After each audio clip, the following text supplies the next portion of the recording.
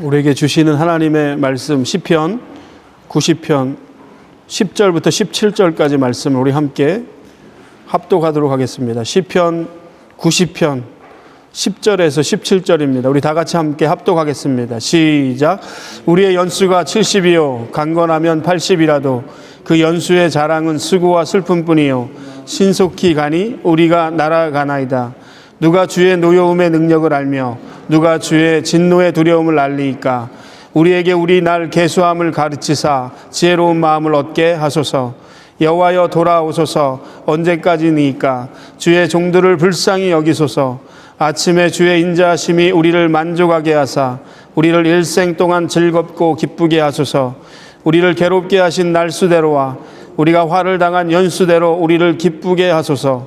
주께서 행하신 일을 주의 종들에게 나타내시며 주의 영광을 그들의 자손에게 나타내소서. 주 우리 하나님의 은총을 우리에게 내리게 하사 우리의 손이 행한 일을 우리에게 견고하게 하소서.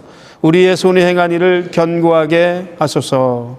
오늘 송구영신 예배에 오신 모든 성도님들을 예수님의 이름으로 환영하고 축복합니다.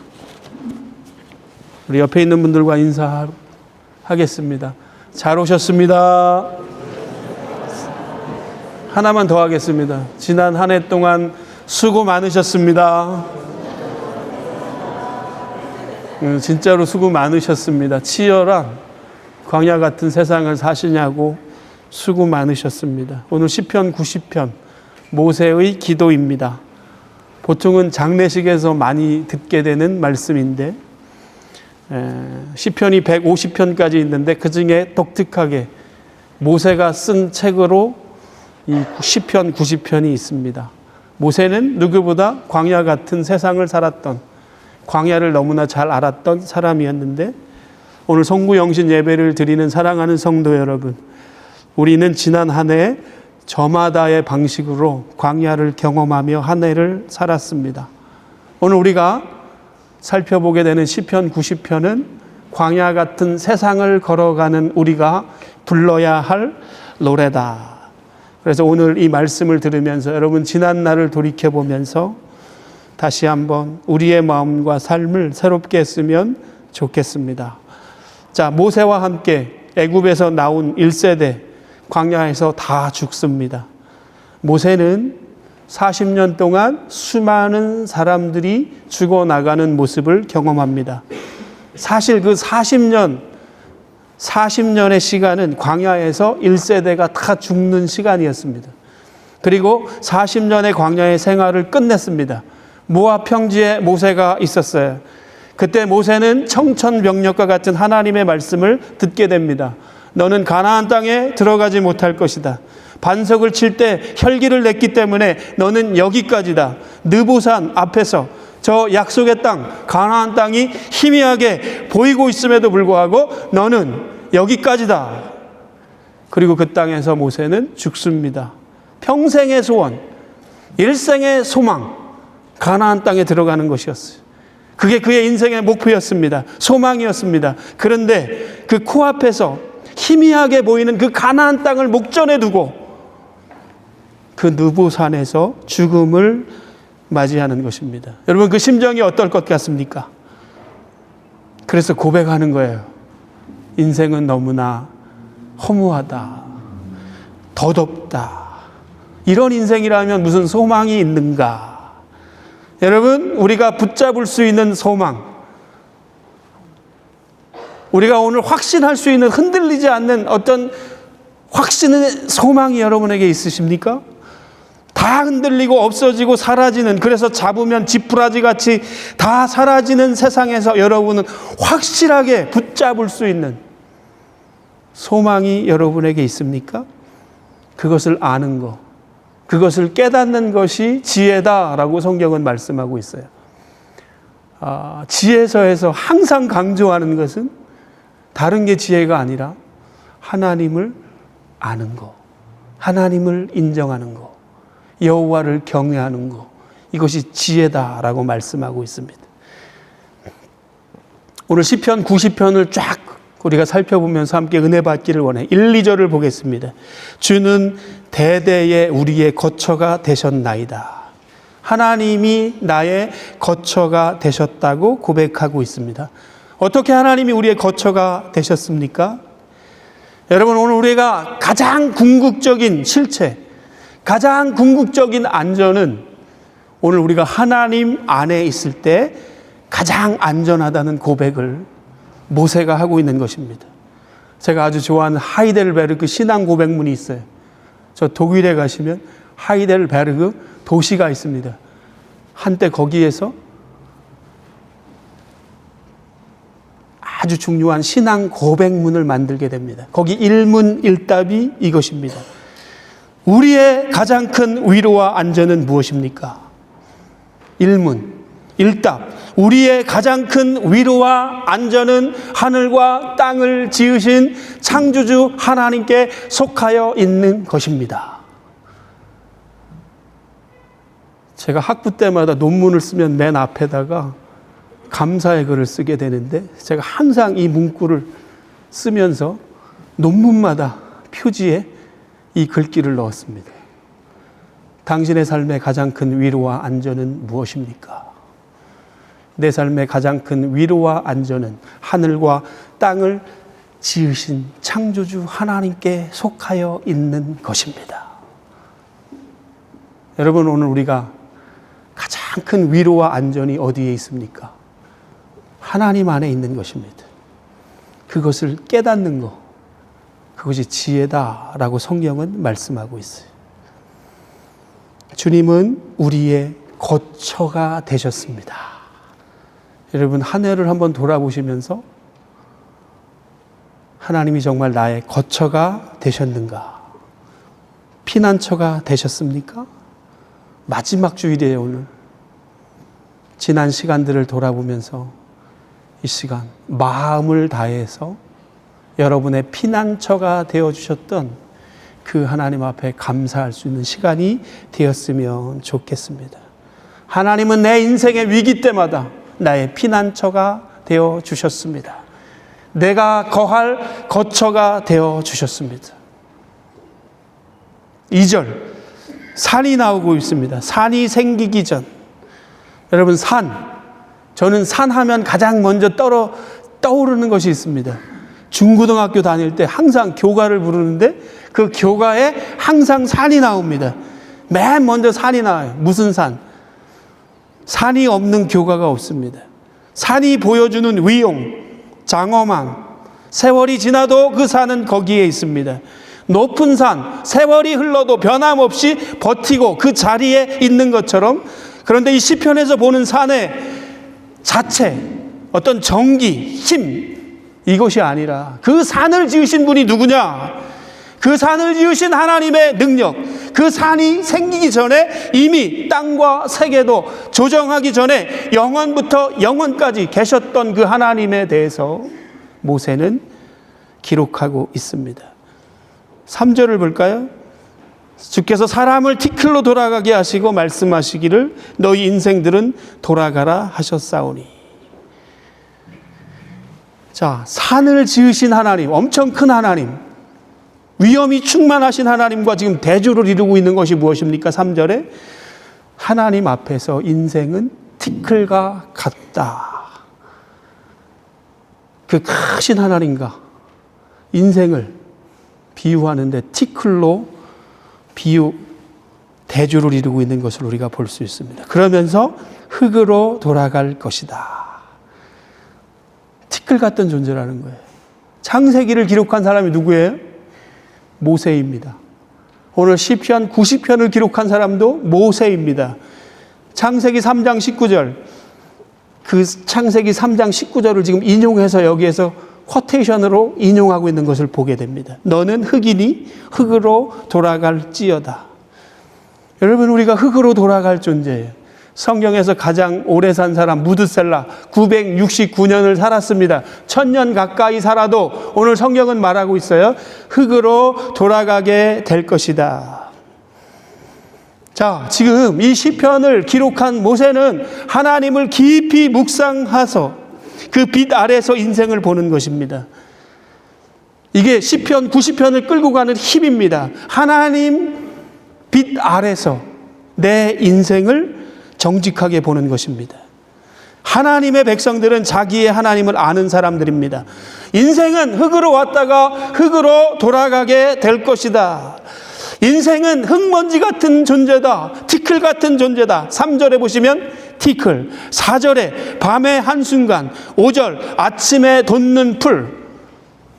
비유적으로 쓰고 있지만 인생을 비유해서 쓰고 있는 말씀입니다.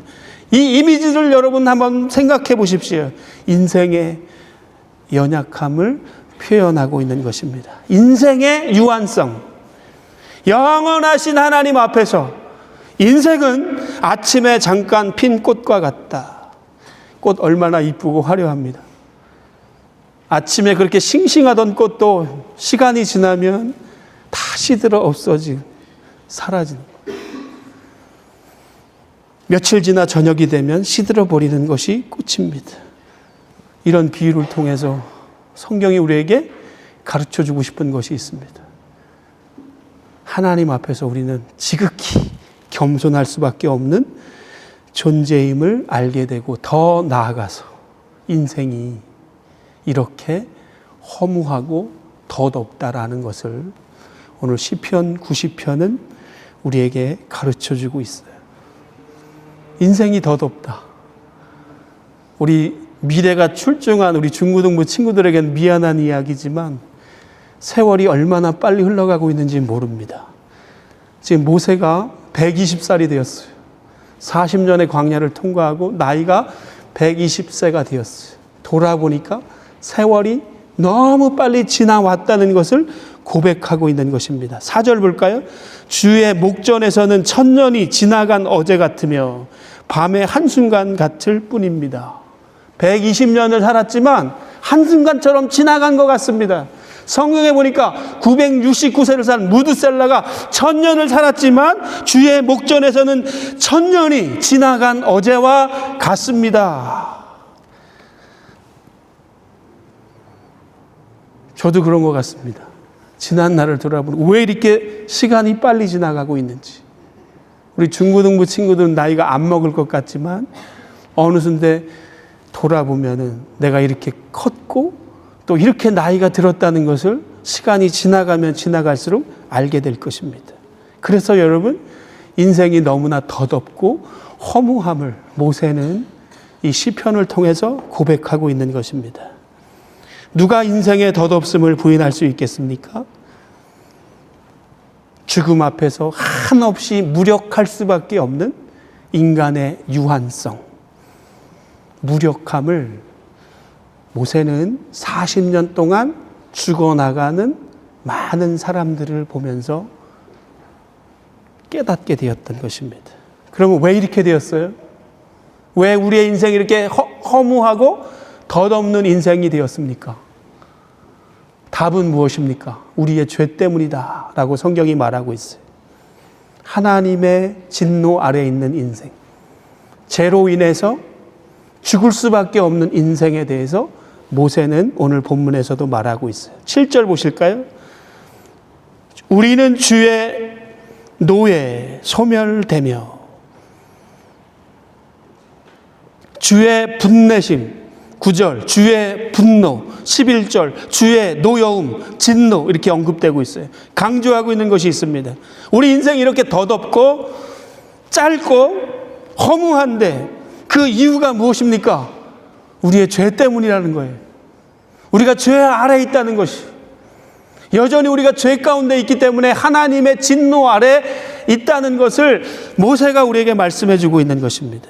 하나님 앞에서 숨길 수 없는 죄 때문에 죄 아래 사는 인생은 누구나 이렇게 허무하게 인생을 살 수밖에 없는 존재다라고 쓰고 있는 것입니다. 자, 모세 시대 이스라엘 백성들이 광야에서 죽은 이유가 무엇입니까? 한마디로 말하면 불순종 때문입니다. 20세 이상의 청년들, 장정들 40년을 거치면서 그들은 광야에서 다 죽었습니다. 모세는 그 모습을 똑똑히 보았습니다. 이 고백 속에 담긴 고백 무엇입니까? 출애굽했던 모든 장정들이 하나님을 신뢰하지 않다가 하나님을 불신했다가 다 죽었다는 사실을 오늘 시편 90편에서 쓰고 있는 것입니다. 오늘도 우리가 영적으로 하나님 앞에서 살 수 있는 길은 우리가 죄를 멀리할 때 우리의 영혼이 살 수 있는 거예요. 우리는 공개되지 않는 죄 인정하지 않습니다. 드러나지 않는 죄라고 인식하지 않습니다. 멀쩡하게 살아갑니다. 좀 더 양심적인 사람은 양심이 인정하는 죄를 인정할 것입니다. 그런데 오늘 8절을 보겠습니다. 주께서 우리의 죄악을 주의 앞에 놓으시며 우리의 은밀한 죄를 주의 얼굴빛 가운데 두셨사오니. 하나님의 밝은 얼굴빛 앞에서 우리의 작은 죄, 사소한 죄, 은밀한 죄, 어느 것도 숨길 수 없음을 고백하는 것입니다. 두 번째 지혜는 무엇인가? 모든 인생은 다 죄 가운데 있다는 사실을 아는 거예요. 하나님의 밝은 빛 앞에서 우리의 사소한 죄, 은밀한 죄가 다 드러날 수밖에 없다는 사실을 아는 사람, 그것을 깨달을 수 있는 사람, 이 사람이 지혜로운 사람이다. 할 말이 없어요. 우리는 우리의 모든 동기와 보이지 않는 마음과 은밀한 죄와 사소한 죄를 다 하시는 하나님 앞에 우리가 무슨 말을 할 수 있겠습니까? 모든 인생이 이 죄로 인하여 하나님의 진노 아래 있다는 사실을 기억하는 것, 이것이 지혜다. 성경이 오늘 우리에게 가르쳐주고 있어요. 가볍고 사소하게 여기는 그 죄도 하나님의 밝은 빛 앞에서 다 드러날 수밖에 없는 것입니다. 9절 보겠습니다. 우리의 모든 날이 주의 분노 중에 지나가며 우리의 평생이 순식간에 다하였나이다.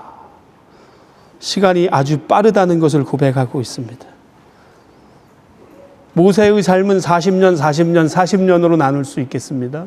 마지막 40년 이스라엘 백성들을 이끌고 광야를 지나갔던, 그래서 그의 나이가 120세가 되었습니다. 지금 120세를 산 사람이 하는 고백입니다. 우리의 모든 날이 주의 분노 중에 지나갔습니다. 지나갔는데 어떻게 지나갔다고요? 순식간에 지나갔습니다. 너무 빨리 지나갔다는 거예요. 우리의 인생이 너무 짧고 우리가 많은 시간을 살아간 것 같지만 돌이켜보니까 너무 순식간에 그 시간이 지나갔다고 고백하고 있는 것입니다. 10절. 우리의 연수가 70이요 강건하면 80이라도 그 연수의 자랑은 수고와 슬픔뿐이요 신속히 가니 우리가 날아가니이다. 아마 70, 80 광야에서 출애굽 1세대들의 평균 수명으로 보여집니다. 그런데 신속히 날아갔다. 그리고 연수를 생각해 볼 때 기쁨보다는 수고와 슬픔이 가득하다. 왜 그럴까요? 우리가 죄의 관성과 중력에 놓여있기 때문입니다. 여러분, 지난 날들을 돌이켜보세요. 기쁜 날도 많았지만 수고한 날, 슬픔으로 가득 찬 날들이 더 많을 것입니다. 왜 그렇죠? 모든 인생은 다 죄 아래 놓여있기 때문입니다. 그래서 오늘 성경은 우리의 날 계수함을 알게 하여 주옵소서. 우리의 날 계수함을 배워야 한다고 말씀하고 있어요. 우리의 살아온 날짜를 계산하라는 의미가 아닙니다. 우리의 유한성을 깨달으라는 말이에요. 하나님과 함께하지 않는 삶, 내 힘으로 내 인생을 컨트롤하고 내 힘으로 내 삶을 만들어갈 수 있다라고 하는 생각을 버리고 우리의 유한성을 인정하라는 것입니다.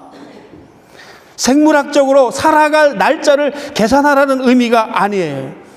영원한 삶을 누리도록 하나님께서 우리에게 허락하셨던 그 축복이 왜 이렇게 유한한 삶으로 직면하게 되었는가? 영원하신 하나님과 온전한 믿음으로 연결되어 있지 않는 우리의 상태, 죄 때문이다 라고 성경이 말씀하고 있어요. 하나님에 대한 자기 주장, 우리의 독립선언, 하나님을 의지하지 않고 나의 힘으로 영원한 삶을 살아보려고 하는 시도, 하나님의 통치를 거역하면서 바벨탑을 계속 쌓아 올리는 내 삶, 이것이 하나님으로부터 끊임없는 분리를 만들어내고 우리가 진노 아래서 우리의 삶이 고통을 당할 수밖에 없고 수고하고 슬픔뿐인 인생임을 고백하지 않을 수 없는 것입니다. 그래서 12절을 보겠습니다. 12절, 우리에게 우리 날 계수함을 가르치사 지혜로운 마음을 얻게 하소서. 지혜가 무엇입니까? 하나님을 떠나서는 우리가 죄 아래 놓여 있고 우리는 유한한 존재임을 고백하는 것, 이것이 지혜다라고 말씀하고 있는 것입니다. 지혜가 여러분 거창한 것이 아닙니다. 오늘 한 해의 마지막 예배를 하나님 앞에 드리는 송구영신 예배로 드립니다. 지금이 한 해의 마지막이다 인정하시죠? 늘 지금이 하나님 앞에서 마지막이다. 시간의 길이가 중요한 것이 아닙니다.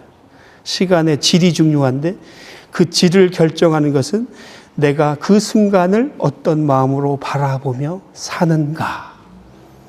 내가 이 시간의 주인이 아니라는 사실을 인정하는 거예요. 그것을 아는 것입니다. 내가 이 시간을, 내 생명을 무한정 연장해서 살 수 있는 존재가 아니라는 사실을 아는 것입니다. 한순간 한순간을 하나님 앞에서 책임감을 가지고 사명감을 가지고 정직의식을 가지고 그것을 주신 하나님의 선물로 인정하면서 사는 삶, 이것이 지혜다. 첫 번째로 하나님의 진노 아래에 있는 인생임을 기억하는 것, 이것이 지혜임을 모세는 기록하고 있습니다. 오늘 2025년 마지막 주일입니다. 한 해를 돌아보면서 후회와 염려가 있으신 분들이 계십니다. 성경에서 후회와 염려는 쓸데없는 것으로 기록되고 있습니다. 그런데 그 쓸데없는 것도 재활용을 잘하면 쓸데가 있습니다.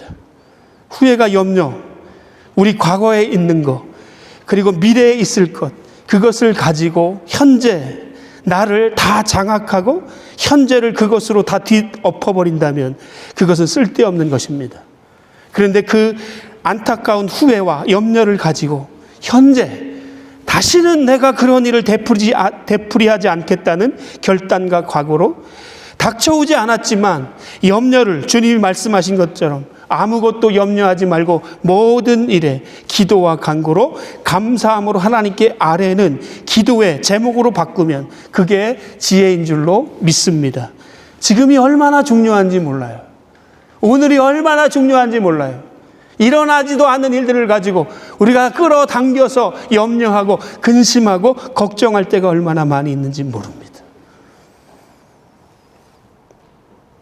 그것이 지혜인데 성경에서 예수님의 비유 중에 어리석은 부자의 이야기가 있습니다. 우리가 너무나 잘 아는 이야기예요.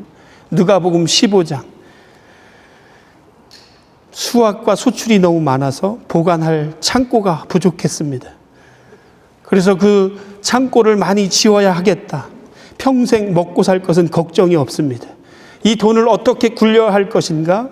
그런데 그 밤에 주님이 말씀하십니다. 어리석은 자여, 어리석은 자여, 오늘 밤 내가 내 영혼을 도로 찾으리니. 생명이 누구에게 있다는 것입니까? 하나님께 있다는 거예요.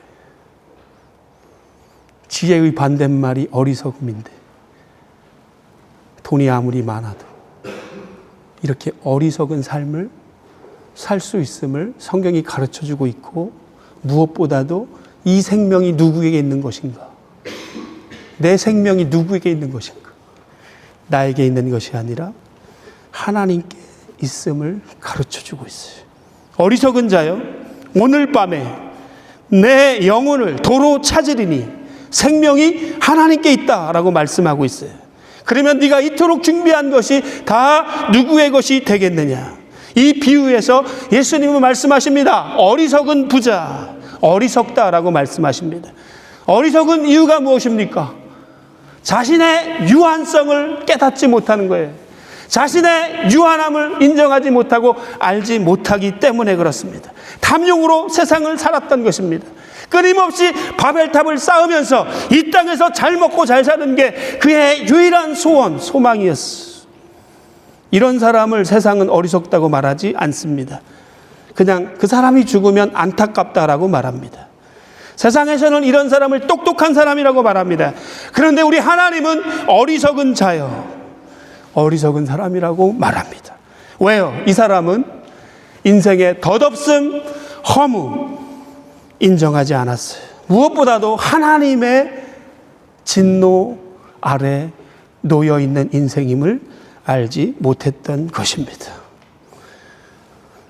유한한 존재이기 때문에 오늘 우리는 하나님의 은혜가 필요합니다. 우리 13절이에요. 13절. 여호와여 돌아오소서. 언제까지이니까 주의 종들을 불쌍히 여겨 주옵소서. 하나님의 은혜가 아니면 여기에서 온전한 삶을 살 수 있는 사람이 없어요. 그래서 모세가 하나님 앞에 기도합니다. 하나님, 이 죄 아래, 주의 진노 아래 놓여 있는 부족한 인생을 불쌍히 여겨 주옵소서. 하나님이 긍휼하게 보시는 것 말고는 다른 길이 없습니다. 모세는 40년의 광야 삶을 경험하면서 또렷하게 배운 것이 있습니다. 범죄한 인생에게 주어지는 몫은 즐거움이 아니라는 사실, 수고와 슬픔뿐이라는 사실을 누구보다 뼈저리게 경험했던 인물이었습니다. 그런 가운데 이 모세가 하나님 앞에 하나님의 긍휼하심과 인자하심으로 내 영혼의 만족함과 기쁨을 달라고 기도하고 있어요. 하나님, 죄 아래 놓여 있는 세상에 소망이 없습니다. 하나님이 나를 불쌍히 여겨주지 아니하면 내가 살아갈 수 없습니다. 내 평생을 책임져 주옵소서. 기쁘게 해주세요. 감사하게 해주세요. 피 맺힌 기도. 여기 보시면 우리를 괴롭게 한 날수대로 하루도 괴롭지 않은 날이 없었는데 화를 당한 연수만큼 우리를 기쁘게 하옵소서. 피 맺힌 절규의 기도예요. 얼마나 고난과 고통이 많았습니까? 내가 고생한 그 횟수만큼 기쁨을 더하여 주옵소서. 하나님 앞에 간절히 기도하며 나아가고 있습니다. 하나님, 내가 아침에 깰 때에 하나님의 인자와 자비하심 때문에 만족하게 해주세요. 하나님, 내 인생이 하나님 때문에 기쁘고 행복할 수 있게 해주세요. 14절에 하나님, 내가 일생 동안 주님을 기뻐하며 감사하며 기쁨으로 살게 해주세요. 하나님 한 분만으로 만족한 삶을 살게 해주세요. 이게요, 하나님의 선하심, 인자하심을 맛본 자의 고백이에요.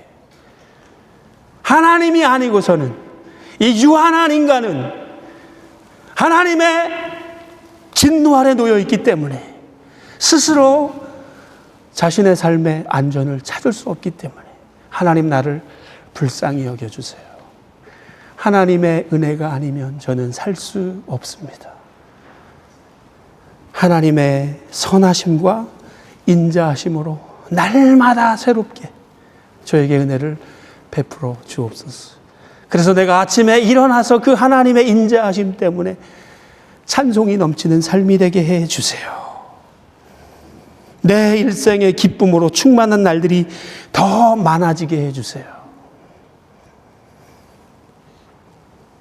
하나님이 이 모세의 기도에 응답해 주셨을까요? 여러분, 세상의 기준, 세상의 가치 다 허무하고 덧없는 것입니다. 다 썩어지고 다 없어지고 사라질 것들입니다. 오늘 이것만 남는다고 저는 생각합니다. 하나님의 인자하심과 선하심, 하나님이 나를 긍휼히 여겨주셔서 그 은혜로 사는 거, 결국에는 이것만 남는 거예요. 유한한 인생, 40년 동안 죽어나가는 20대 이상의 장정들의 모습을 보면서 모세가 깨달은 것이 이것입니다. 하나님의 은혜가 아니면 저는 살 수 없습니다. 하나님 나를 불쌍히 여겨 주옵소서. 아침에 깰 때에 그 하나님의 자비와 긍휼 때문에 내 안에 기쁨이 충만하게 해 주세요.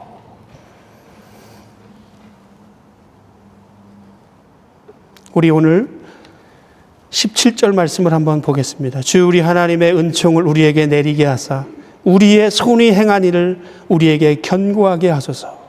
우리의 손이 행한 일을 견고하게 하소서. 2026년에 저는 여러분의 기도의 제목이 되었으면 좋겠습니다. 우리가 손으로 행한 모든 일, 우리가 수고하는 모든 일, 이것이 하나님이 보실 때 의미가 되고 가치가 되는 삶이 되게 해주세요. 세상적인 삶이 아니라 하나님 앞에서의 삶이기 때문에 하나님 우리의 모든 수고와 우리가 손으로 하는 모든 수고가 하나도 헛되지 않게 하여 주시고 하나님 앞에서 의미가 되고 하나님 앞에서 가치가 되게 해주세요. 우리가 손으로 하는 모든 일들이 견고한 하나님의 역사를 이루는 손이 되게 해주세요. 이것만 남는 것입니다. 이것만 남는 것입니다. 모세는 이 기도를 어디서 했을까요? 모세는 이 기도를 했을 때 어떤 상황이었을까요? 느보산에서 저 앞에 희미하게 보이는 약속의 땅을 보면서, 근데 하나님의 말씀이 들리는 것입니다. 너는 여기까지야. 평생 동안 모세의 인생의 목표는 가나안 땅에 들어가는 것이었습니다.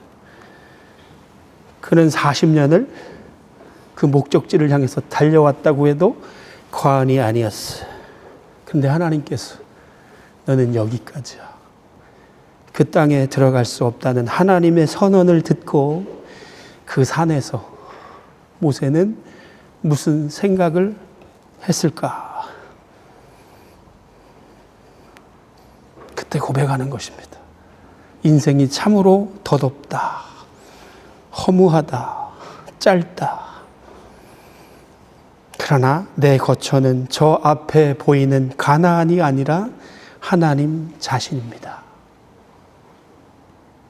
이 고백을 했던 것입니다. 나는 저 가나안이 내 삶의 거처라고 생각했어요. 가나안 땅에 반드시 들어가야 한다고 생각했습니다. 그래서 끝까지 기도했습니다. 그러나 하나님이 허락하지 않았습니다. 하나님이 허락하지 않았기 때문에 내 눈이 열렸습니다. 가나안이 나의 거처가 아니라 영원한 하나님이 대대로 나의 거처가 되시는구나. 이것을 새롭게 보게 되었던 것입니다. 땅에 있는 것을 그들의 거처라고 생각하지 않았습니다. 가나안에 들어가야 한다는 생각이 강하면 강할수록 모세는 하나님이 나의 거처가 되신다는 사실을 놓쳤을 것입니다. 우리는 다 하나님의 품에 안기게 될 것입니다. 그런데 여기가 더 좋아 보일 때가 있어요. 이 땅을 사랑하면 사랑할수록 하나님을 향한 우리의 마음은 희미해질 수밖에 없는 것입니다. 말씀을 마치겠습니다. 여러분, 달력이 바뀐다고 새로워지는 것이 아닙니다. 여러분, 오늘 우리가 어떻게 새로워질 수 있을까요? 랩탑에 전원이 공급되고 무선 와이파이가 잡히게 될 때 이 랩탑의 기능이 회복되는 것처럼 죄를 죄로 여기고 죄를 하나님 앞에 기도하며 회개하고 하나님께로 돌아갈 때 하나님의 은혜가 우리 가운데 임하고 이 은혜가 우리를 새롭게 하는 것입니다. 이 은혜가 흘러갈 때 우리가 살아나는 것입니다. 내 삶이 새로워지는 것입니다. 달력 한 장이 바뀐다고 우리가 새로워지는 것이 아닙니다. 오늘도 우리가 진정한 가치, 오늘도 우리가 진정으로 추구해야 될 삶, 우리의 유한성을 깨닫고 하나님 앞에 나아가서 하나님의 은혜가 아니면 저는 살 수 없습니다. 하나님 나를 불쌍히 여겨 주옵소서. 이 은혜를 회복하고 기도할 수 있는 거예요. 하나님, 내가 손으로 행하는 모든 것이 견고하게 해주세요. 가치가 되게 해주세요. 의미가 되게 해주세요. 내가 믿는 그 하나님의 신앙이 자손 대대로 흘러가게 해주세요. 모세의 기도입니다. 내가 믿는 그 하나님, 그 하나님의 은혜와 사랑이 아니면 나는 오늘 설 수 없습니다. 하나님과의 연결성을 통하여 우리의 삶에 주 하나님의 은총이 임할 때 우리가 손으로 행하는 일이 견고하게 될 줄로 믿습니다. 2026년 여러분이 손으로 행하는 모든 일이 견고하게 되어서 그것이 다 의미가 되고 가치가 되는 은혜가 있게 되기를 예수님의 이름으로 축복합니다. 이제는 여러분 2026년 세상의 가치를 쫓아 사는 것이 아니라 영원한 하나님의 나라의 가치를 바라보며 우리의 주어진 시간이 유한함을 기억하며 한번 하나님께서 우리의 인생 가운데 시간을 주시고 우리의 삶을 인도해 가시는 그 하나님 앞에 가장 소중한 시간을 드리고 그 주어진 시간이 영원하지 않다는 사실을 인정하면서 순간순간 최선을 다해서 하나님 앞에 쓰임받는 여러분의 삶이 되시기를 예수님의 이름으로 축복합니다.